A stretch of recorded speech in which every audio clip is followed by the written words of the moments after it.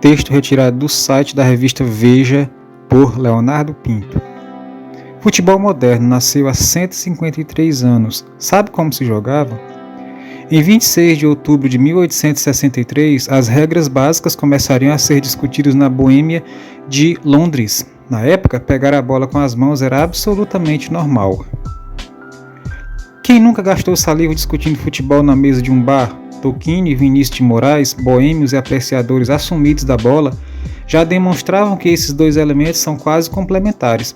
Na canção Regra 3, os compositores farristas transformaram uma conversa de bar em uma metáfora musical amorosa baseada na terceira norma básica do futebol, que se refere à substituição, ou traição, no caso. É, então, nesse embalo que cabe uma provocação aos leitores. O futebol, ambientado em um bar, se completa e não é à toa, afinal, foi justamente na Boêmia que as regras do esporte mais popular do mundo foram criadas há 153 anos. No dia 26 de outubro de 1863, em plena segunda-feira, 12 marmanjos, representantes de escolas públicas e times amadores da Inglaterra, se reuniram em Londres, no pub Freemasons Arms Taverna, e tiveram a primeira reunião que definiria dois marcos para a modalidade: a fundação da Federação Inglesa, a Football Association, e, mais importante que isso, a criação do regulamento original do futebol moderno. O futebol já era praticado nas escolas públicas da Inglaterra e era usado pela elite aristocrática como um símbolo de boa imagem e um esporte disputado entre cavalheiros, diz o pesquisador do Museu do Futebol Ademir Takara.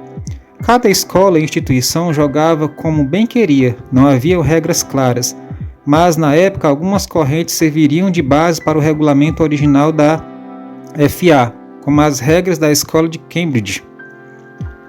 Como a forma de jogar é diferente em cada lugar, Takara explica que foi necessário essa mobilização por parte dos representantes das escolas e times ingleses para poderem organizar campeonatos de futebol.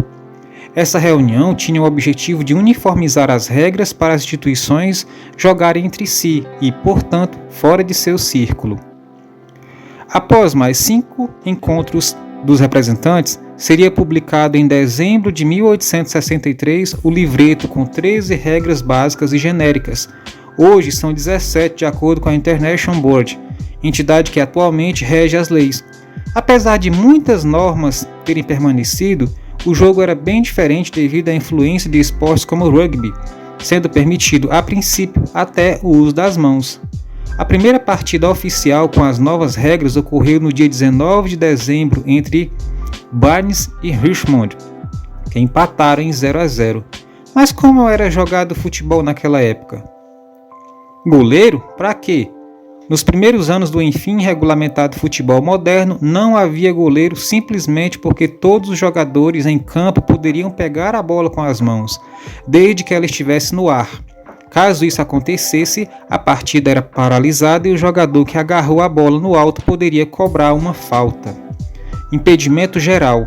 Nessa época, todos os jogadores que estivessem à frente da linha da bola não poderiam tocá-la, pois estariam em posição de impedimento. Portanto, o passe para trás, como no rugby, era usado em larga escala. Pancadaria permitida. Não estava claro para os praticantes dos primórdios do futebol o que caracterizaria uma falta, afirma Ademir Takara. Como o rugby foi a principal influência para a modalidade, o contato físico era permitido e até carrinhos, caneladas e pontapés. Hoje execráveis, eram artifícios para derrubar o adversário e roubar a bola. Fez o gol, troca de lado. Naquela época, a cada gol marcado, os times tinham que obrigatoriamente mudar de lado. Um gol sem travessão. O gol não tinha redes e muito menos um travessão ligado às duas traves, o que se assemelhava ao rugby e ao futebol americano, podendo marcar um gol a qualquer altura desde que a bola passasse entre as traves.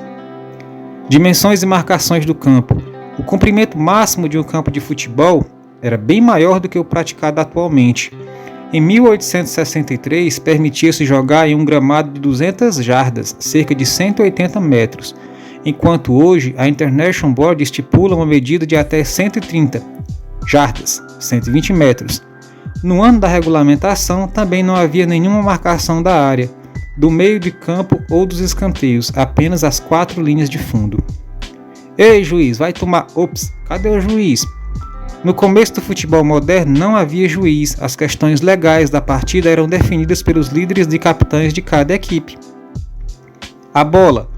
Há indícios, segundo o pesquisador Ademir Takara, de que no começo usavam bexigas de animais como porcos para fazerem a câmara da bola, mas logo a ideia foi abominada e o látex passou a ser o material do interior do objeto.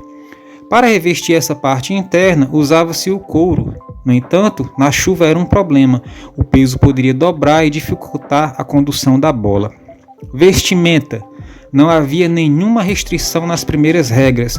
Usava-se roupas de algodão e os ingleses usavam calças como símbolo da aristocracia, pois na época mostrar as pernas era considerado vulgar, explica Takara. O pesquisador do Museu do Futebol ainda diz que as bandanas eram frequentemente usadas nas partidas por 2 possíveis explicações. Os panos das bandanas poderiam amortecer o impacto da bola em cabeçadas. As bandanas eram usadas para não sujar o cabelo, outra preocupação dos jogadores de elite. A única ressalva descrita entre as 3 normas básicas do futebol era de que os calçados não poderiam ter pregos ou travas.